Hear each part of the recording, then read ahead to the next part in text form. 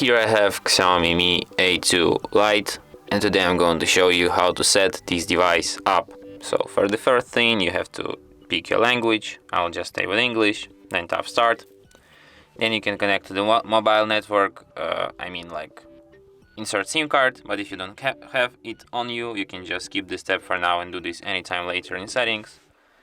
Then you can connect to the Wi-Fi, but if you don't have any open Wi-Fi network around, you can just skip this step for now too.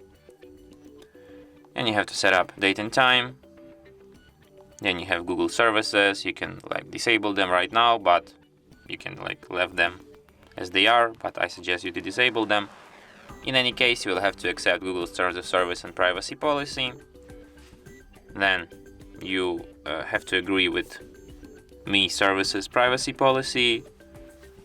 Then you have to choose screen lock, but if you don't want to set any screen lock, you just select any of these screen locks, and you just tap skip. If you want to set up this screen lock, you just proceed setting this up, but if you don't want it, you can just skip this step and do this anytime later in settings. Then you can accelerate your location. You can also skip this step too, and your device will be ready to use. And that's it. Thanks for watching.